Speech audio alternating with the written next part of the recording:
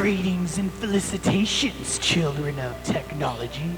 Welcome to another episode of the Rush of Power radio program.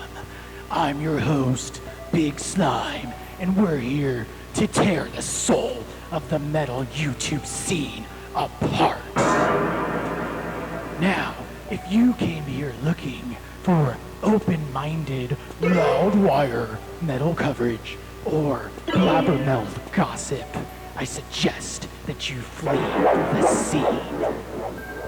By the gods of iron, only those who know the riddle of steel can feel the rush of power. In the rush of power. On tonight's episode, we will be taking more of a focus towards death metal, which means there will be much more blood and guts compared to episode 1. Yeah, dude. And we need actual death metal. None of this weak deathcore nonsense that girls on social media dance to. Hell yeah, brother. There's absolutely no deathcore allowed on the premises of Big Slime Studios, and nobody should be surprised by that either.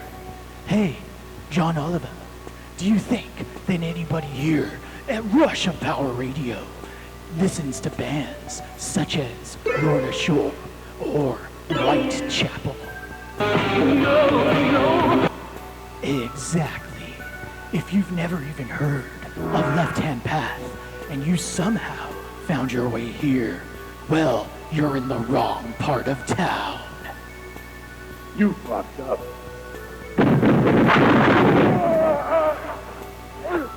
Before our first segment begins, we want to remember our video editor, Harold the Viking, who unfortunately passed away after chaining himself to his desk. I don't know why he would do that. Must be that Germanic work ethic. But this episode of Deadly Metal goes out to you, Harold. See you in Valhalla.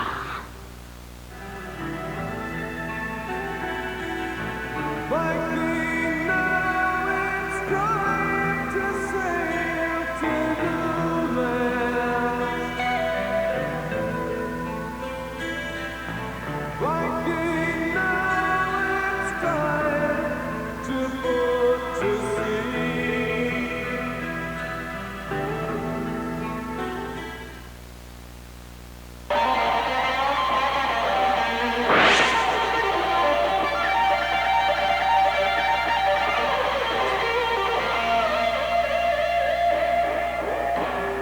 On tonight's episode of Deadly Metal, we're going to be taking a look at two titans of the British death metal scene. And those bands are Cancer and Benediction. More death metal songs? Yeah. Now, the United Kingdom is no stranger to the early death metal movement, with major earache bands such as Carcass, Napalm Death, and Bolt Thrower, all being obvious contributors and innovators to the death metal scene.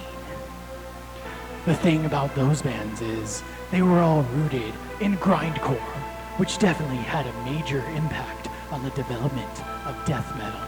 However, not every British band was following that same formula. Yeah, dude.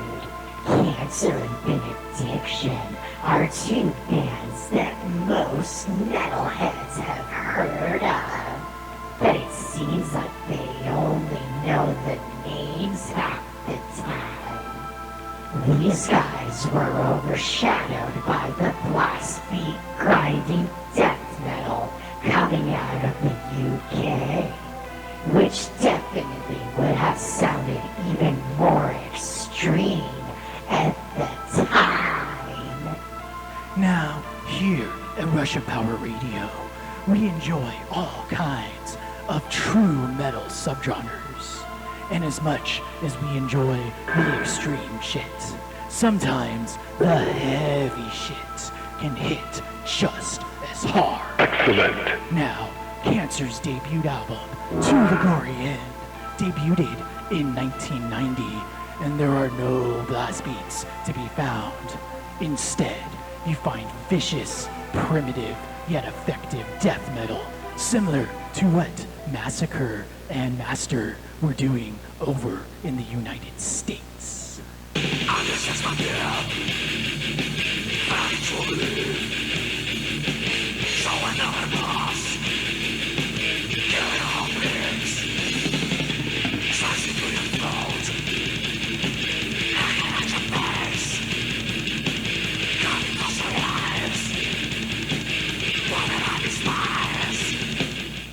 It sounds like these guys were listening to a lot of Slayer and Celtic Frost, since there's a good mix of fast, brutal riffing and mid-pace sections.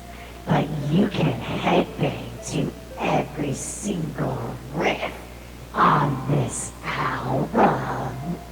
The main riff in Into the Acid has to be one of the most classic riffs in early 90s death metal.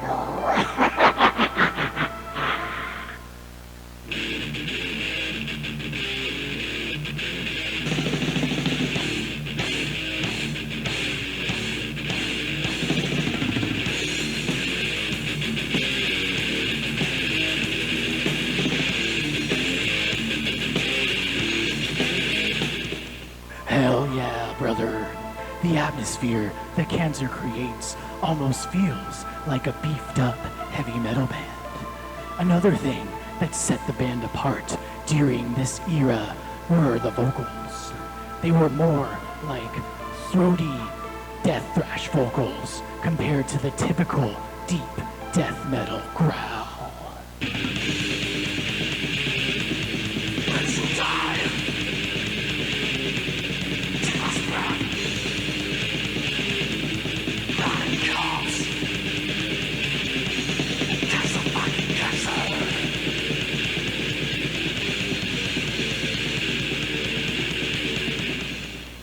They even managed to incorporate acoustic guitars and light keyboards on the last two tracks of the album. Something Morbid Angel had also successfully done on Altars of Madness and Blessed Are the Sick.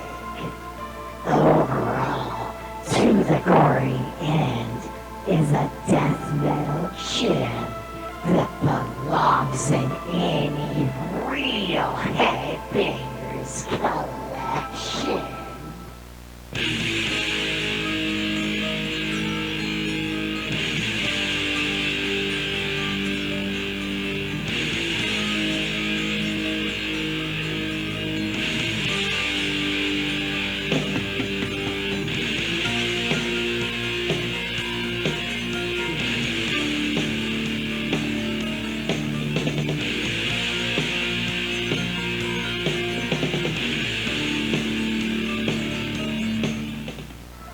The next Cancer album, Death Shall Rise, saw the band make a few changes, including better guitar solos from legendary guitarist James Murphy. I got involved with Cancer actually through, we met each other through the last band I was in, Obituary.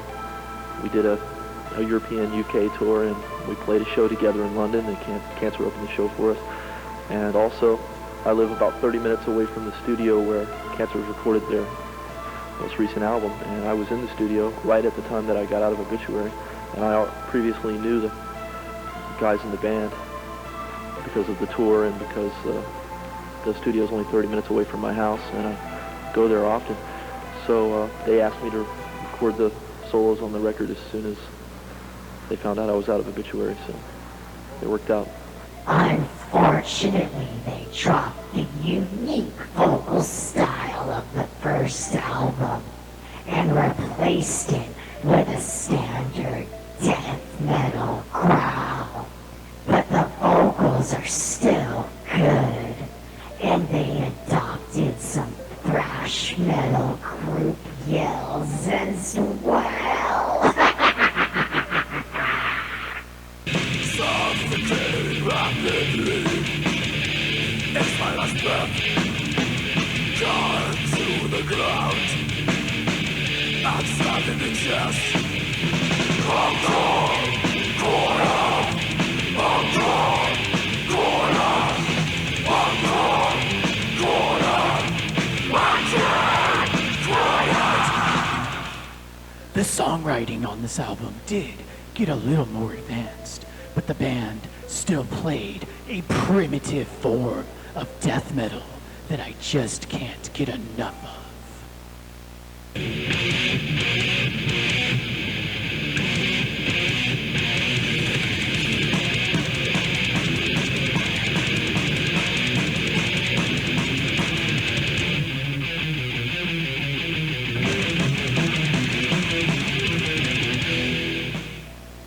We here at Russia Power Radio can't decide on which album is the best out of these two. But one thing we can all agree on is that Cancer is nothing less than deadly metal.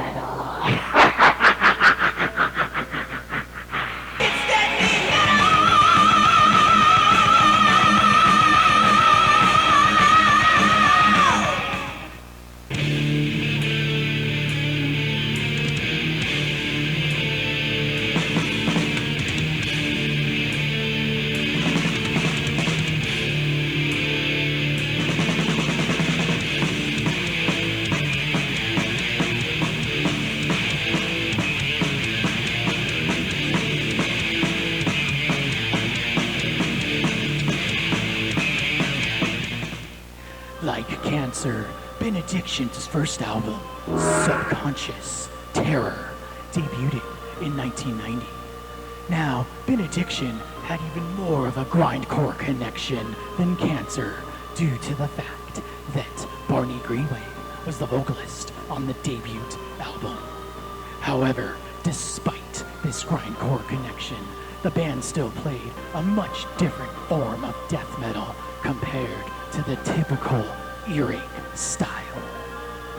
In fact, Benediction's first album might be even more primitive than the debut from Cancer and showed a strong punk influence. Going for the primitive, like, stuff, you know, that we still like.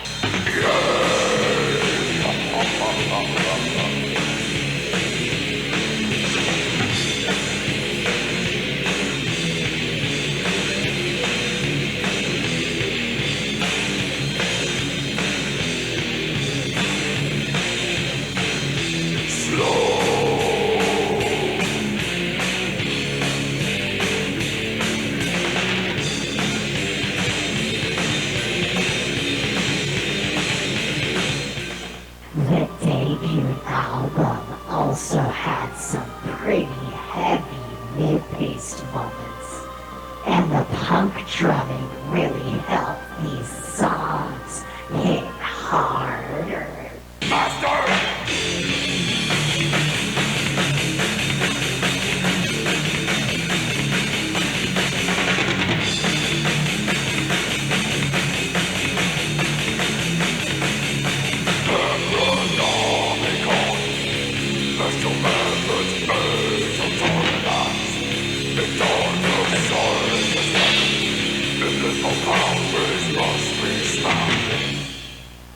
Now, it might be out of the ordinary for a classic metal band, but I don't think that the debut album is the band's best material. The band would improve when they brought in vocalist Dave Ingram for the next album, The Grand leveler. If you think that Dave's vocals sound familiar, it's probably because you heard him on Bolt Thrower's 2001 release, Honor, Valor, Pride.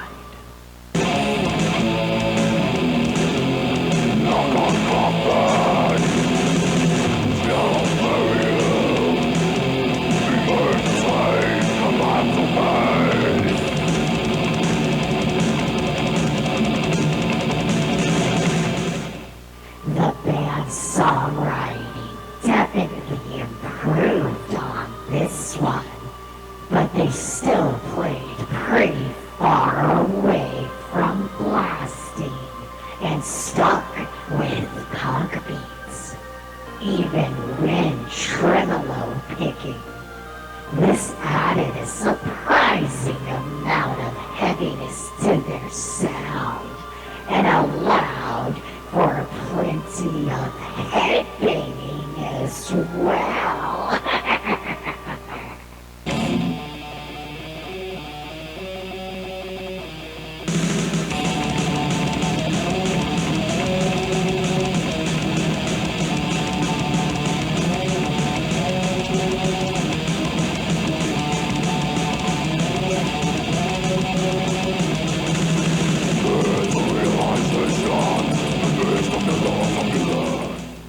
Hell yeah, brother. If you listen to Benediction and do not get the urge to headbang, I question whether or not you truly know the riddle of steel. And speaking of steel, 1993's Transcend the Rubicon brought the band to what is perhaps the pinnacle of their classic career, with songs that hit you like a ton of bricks.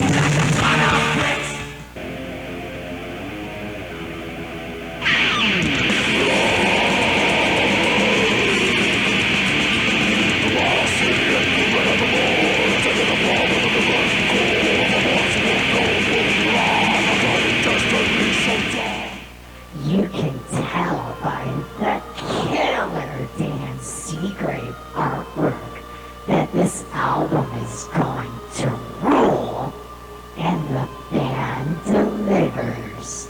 In fact, I think of the song I Bow to None as the anthem for old school Benediction. Definitely a serious, heavy anthem for a serious, heavy band that all of us here at Russia Power Radio can agree is nothing less than deadly metal.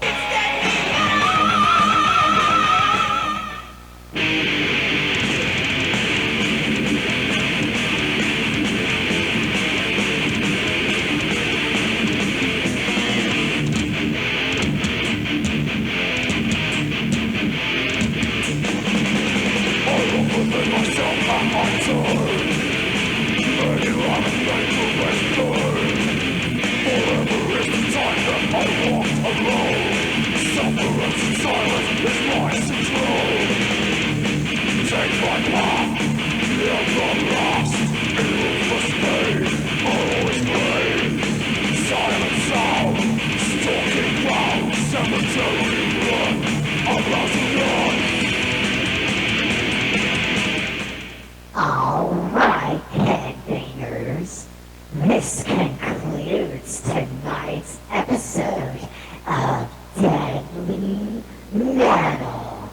And if you don't like cancer and benediction, then here's what we suggest to help you get your mind right.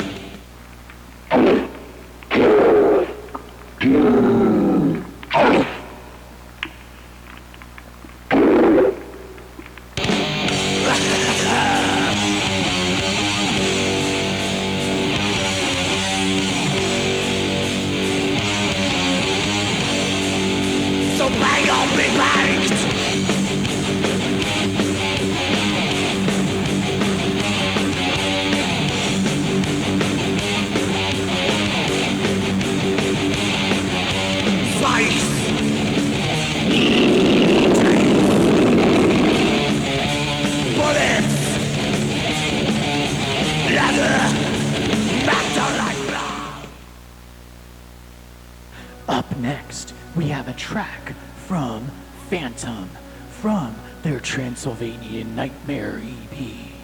Now, these thrashers from Guadalajara play a form of high intensity and high precision thrash metal, which reminds me of all of the classic eras of Creator, from the brutality of Endless Pain to the intricacy and technicality of Extreme Aggression and Coma of Souls.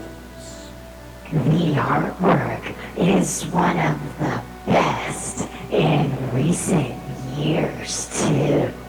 It looks like an old Dungeons and Dragons module, or some lost Castlevania box art. Easily one of the strongest thrash metal bands around today.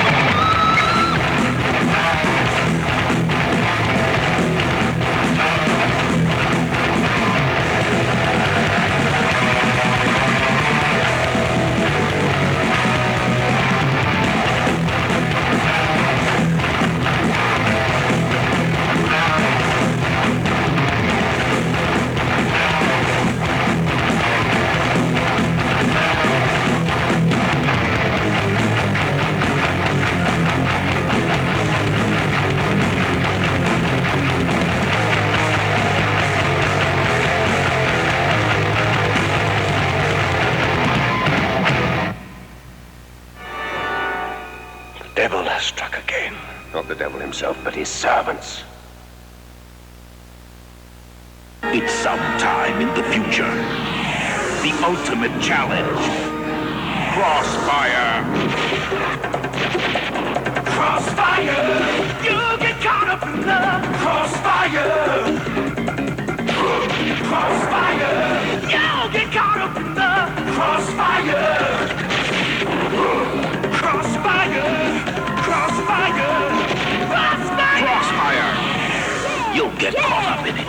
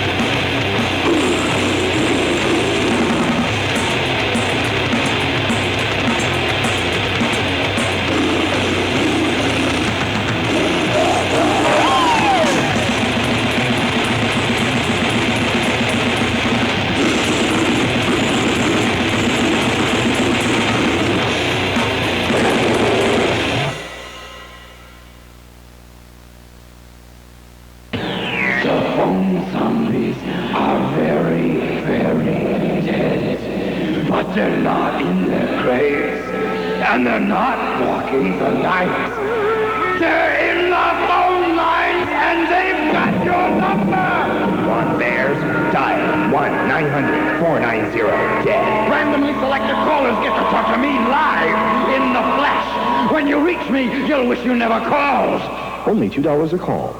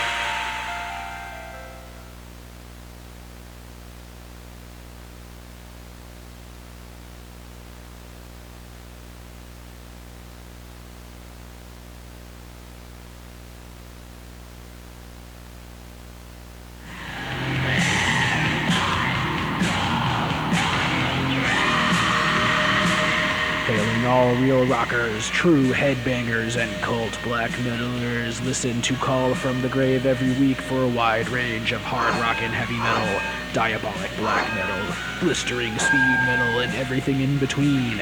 We hold the greats in high regard while bringing forgotten and obscure gems to light and highlighting the best and the darkest of the thriving metal underground. Learn how to listen at cftg.fm on Instagram. And come hear my call from the grave.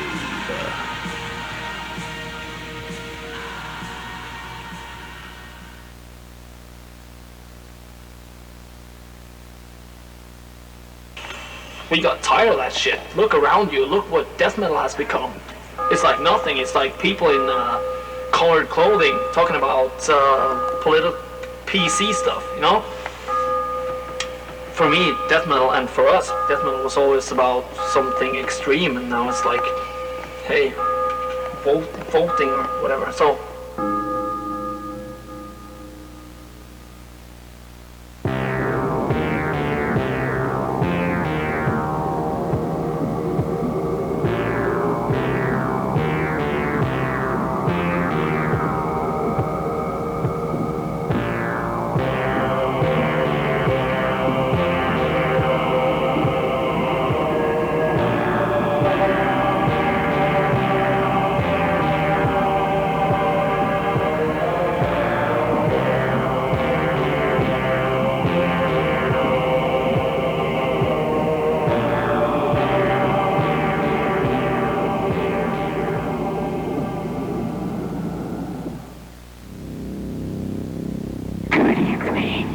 soldiers of the night, welcome to the hour of 13, the witching hour. I seem to have forgotten my own name, so you can call me Evil Spirit. I died decades ago, and fortunately my years haunting the halls of Big Sun Studios have kept my unhallowed soul close to heavy metal. At least as physically close as you can be fatality. Which reminds me, there are some things going on in the metal scene today which appear even more lifeless than my rotting corpse. You all saw the AI artwork that Pestilence used on their latest cash grab album, right? I heard the backlash against that was so severe that they changed the art, which makes them pussies in addition to being low-effort, apathetic fucks. They also disgraced their legacy by saying that the quality of that art was no different than consuming impulse. Fucking clueless geezers. That shit was so lame, we were even laughing at them from beyond the grave. Anyway, I miss the days of cult artwork, when metal bands had art that looked amateurish, yet reeked of enthusiasm and badass themes. This kind of artwork truly represents the underground, as you'd never catch bigger bands like Dio with art of this quality. We will go over 6 cult metal album artworks from the golden era. Excellent.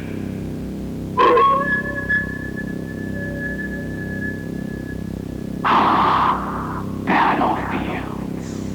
See, this is the kind of shit I'm talking about. A shredded warrior and a babe wearing comic book armor walking through the ruins of a city. They are showing a lot of skin, so fortunately they both wore their fur boots to keep them warm as they scavenge the battlefields. I see what they did there. This shit fucking rules. If I was still alive, I would rather get this tattooed on my chest than listen to that new Pestilence album.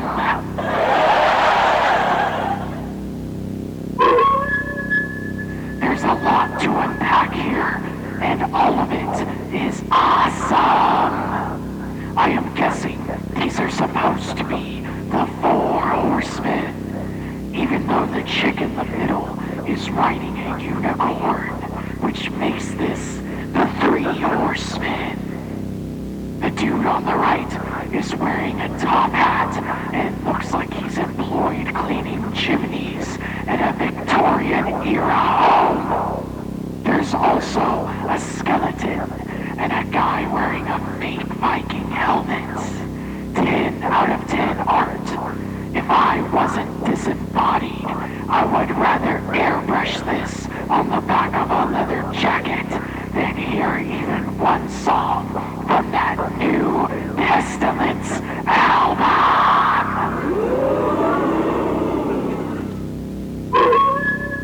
Battle in Helm's Deep is easily one of the best artworks in this category of cult metal masterpieces.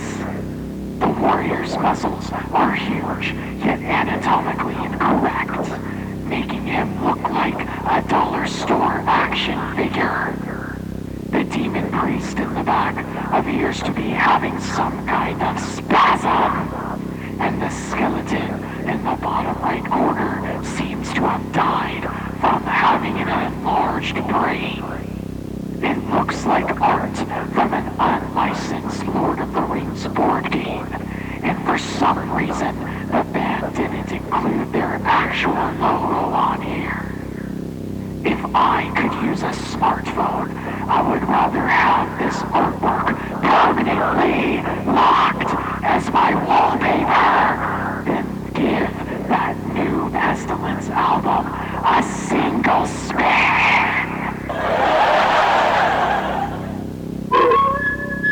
Dude, fuck yeah! This is so immensely badass and such an iconic example of pure, unadulterated heavy metal that I am at a loss for words. Fucking heroes. If I were alive, I would rather wear a shirt with this artwork for 365 days a year than spend 3.65 seconds listening to that new Pestilence album. Even though I have an eternity of nothing ahead of me.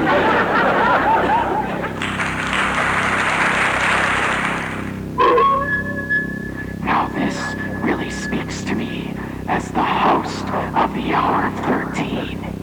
2 bloody moons loom over a vampiric castle, while a scorpion bat confronts a warrior wearing only a horse-tailed helmet and a thong. 2 naked babes contemplate tripping on the magic mushrooms sprouting from the ground while they cheer on the warrior who is holding his battle axe with the blade pointing upwards. Definitely a highlight on this list. And there are only 2 vaginas on the cover, which means there are only half of the amount of vaginas that appear on that new Pestilence album.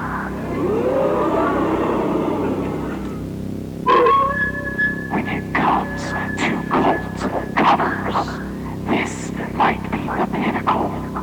It is immediately obvious from the first time you see it that this is the cover for an underground metal band.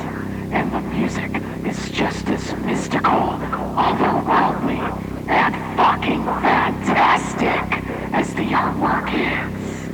I can't think of another album that deserves this top spot more than Crystal Logic. Vanilla Road's mastermind, Mark the Shark Shelton, is no longer with you, nor is he here with me, stuck between worlds. He has passed on to the halls of his forefathers. But while he was alive, he stayed true to the end. He never sold out, and his legacy is immortal. He never delivered an insult to the metal world like that fucking new Pestilence album.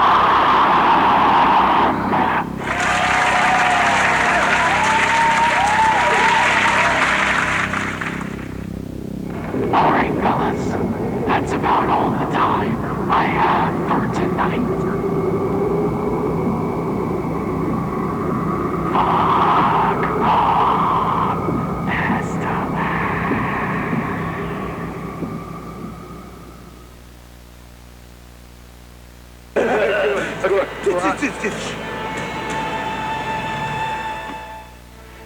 Thank you for tuning in to another episode of the Rush of Power radio program. And as we begin this brand new year, we just want to remind you that we are here to burn the metal YouTube scene to the ground. Test your might. On our next episode of Rush of Power Radio, we will be taking a look at obscure heavy metal gems that have gone largely unnoticed by the whips and posers of today's metal scene. So until next time, stay slide. In the rush of power!